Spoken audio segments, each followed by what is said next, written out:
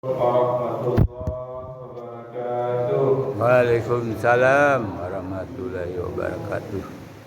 A'udzubillahi minasyaitonir rajim. Bismillahirrahmanirrahim.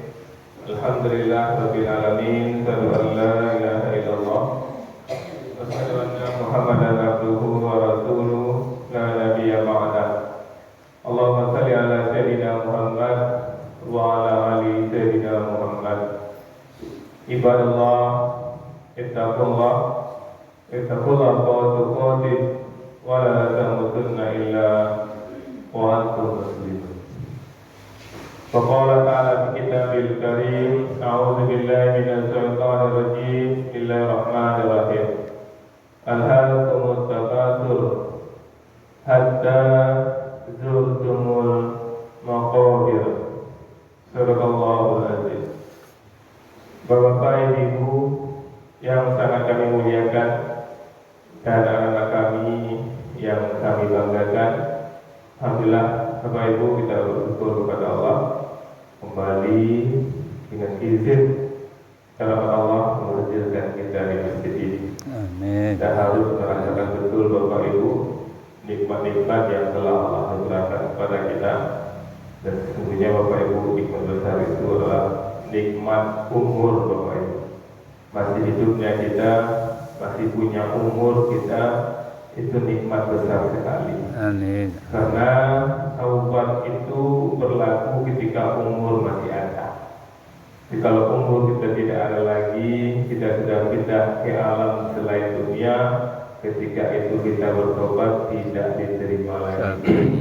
Maka apapun persoalan yang sedang ada dalam diri kita, perangai anak, perangai suami, perangai menantu, perangai siapapun yang sedang masuk dalam pikiran kita, buang itu jauh-jauh.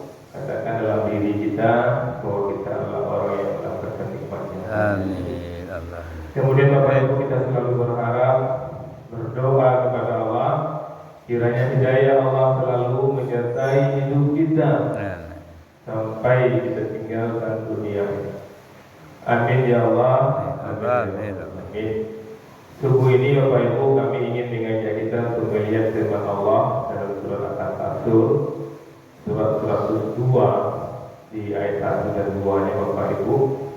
Ini kami sampaikan inspirasi dari khutbah Jumat yang pertama ganjil ini yang disampaikan oleh Guru kita Ustaz Sofyan Hadi. Beliau ahli tafsir Bapak Ibu dan beliau menyampaikan itu dengan ilmunya. Apa kata Allah di sini? Alhaakumut takatsur. Alhaakumut, kamu telah dilalaikan. Dilalaikan apa? At-takatsur.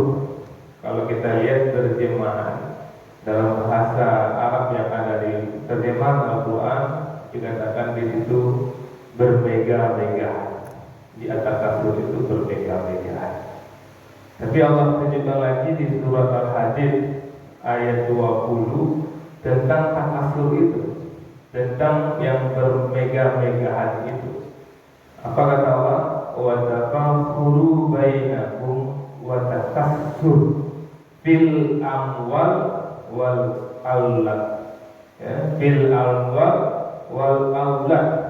Jadi di sini juga dikatakan dalam surah Al-Hadid berlomba-lomba, bermegah-megahan dan berbanyak fil amwal wal alwat. Artinya di sini Bapak Ibu, kata kasur berlomba-lomba di sini dikarenakan harta dan wal aulad dan keturunan. Inilah dan kita melihat Bapak Ibu memang inilah yang melalaikan orang. Sebenarnya melalaikan dari apa kata Ustaz Sofyan kemarin? Kita lupa, banyak orang lupa untuk apa kita diciptakan. Kita diciptakan wa ma khalaqtul jinna wal insa illa liya'buduni, surah Az-Zariyat ayat 56 itu. Tidaklah aku ciptakan jin dan manusia kecuali untuk mengabdi kepadaku. Artinya memang itu satu-satunya yang kita kerjakan. Dan itu kemarin mencontohkan, misal dalam masjid ada ustaz di masjid, ada Ustaz Sofyan Hadi di masjid. Nah, berarti di masjid itu ada juga di luar Ustaz Sofyan Hadi. Tapi kalau dikatakan hanya Ustaz Robert Hadi di masjid, maka hanya dia di masjid, di luar tidak ada. Begitu juga dengan di sini, wa ma khalaqtul jinna wal insa illa liya'buduni. Tidaklah menciptakan jin dan manusia kecuali untuk mengabdi kepadaku. Berarti kita memang Bapak Ibu sering kami katakan di sini, mohon setiap detik yang kita lewati bernilai ibadah. Amin. Kenapa? Karena memang setiap detik yang kita lewati itu harus bernilai ibadah, dan itulah tugas kita. Maka di sini dikatakan alhaakumut takatsur, kamu telah dilalaikan dari tujuan pokokmu untuk beribadah karena harta dan keturunan. Dan memang seperti itu kejadiannya Bapak Ibu. Tahu tak kenapa? Kenapa terlambat dia sholat? Ini masih melayani orang melanjut itu harus tuh. Bapak terlambat sholat, yalah anak mengengek jadi lepas dalam doanya mana terlambat itu sholat. Itu melalaikan Bapak Ibu, melalaikan dia sholat juga dilalai. Ada yang lebih parah lagi, tidak hanya melalaikan, betul-betul meninggalkan fungsi dia dalam beribadah. Allah suruh berdagang itu harus jujur, dia menipu, maka dia sudah atas kasut melalaikan dia, bahkan meninggalkan aturan ibadah itu. Maka itu Bapak Ibu ya, kita harus sadar sesadar-sadarnya fungsi keberadaan kita di dunia ini. Dan kita lihat Bapak Ibu dalam surat Al-Istiqlal, surat ke-84 ayat 6, apa kata Allah?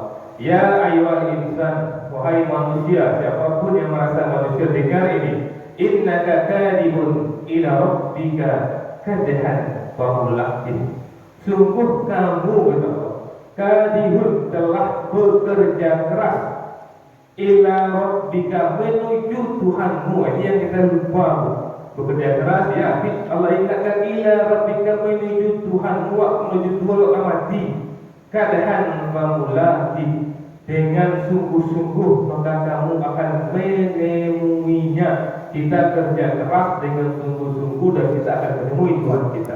Maka diingatkan selalu Bapak Ibu, kami sering berulang-ulang mengatakan di sini, bila lancar saja diulang.